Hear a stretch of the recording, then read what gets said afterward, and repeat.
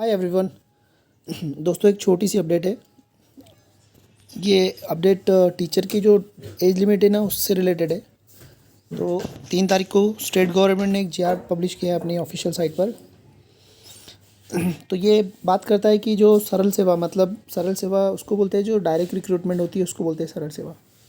तो उससे भर्ती होने वाले जो जॉब्स है उनके लिए लागू होता है, तो सारे जॉब को लिए लागू होता है।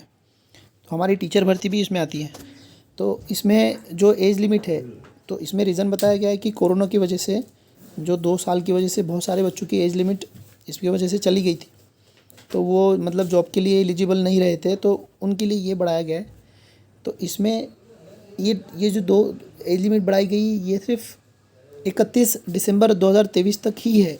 मतलब ये परमानेंट नहीं है, मतलब इस साल के लिए बढ़ाई गई है। तो इस साल में जिसकी भी एज लिमिट ख़त्म हो रही है, तो वो उनको 2 साल का एक्सटेंशन दिया जाएगा। अब ओपन कैटेगरी के जो बच्चे हैं, उनकी पहले 38 है ना एज लिमिट थी, अब वो बढ़कर कितनी हो गई है, 40 हो गई है।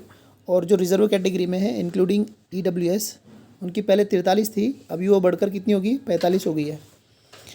तो ऐसे 2 साल का एक्सटेंशन मिला है इस साल के लिए। ये परमानेंट नहीं है। परमानेंट के लिए मतलब दिसंबर के बाद जो नॉर्मल रूल थे 2016 के हिसाब से, वो फिर से लागू हो जाएंगे इसके हिसाब से। उसके बाद में इसमें कौन कौन इंक्लूड होंगे, जिन्होंने मतलब अभी फॉर्म निकलने वाले हैं या फॉर्म भर चुके हैं, वो सारे बच्चे इसमें इंक्लूड होंगे।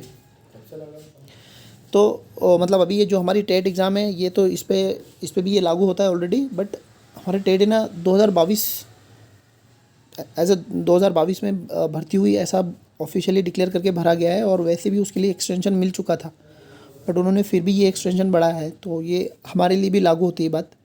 तो इस साल तक का जो मतलब जो टेट है, उसमें बहुत सारे बच्चों की एज लिमिट जो चली भी गई होंगी, तो वो वैसे भी पहले जीआर के हिसाब से भी इंक्लूड कर दी गई थी, और अभी के हिसाब से भी वैसे भी इंक्लूड कर दी गई है।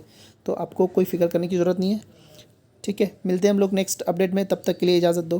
अल्लाह हाफिज़, बाय बाय।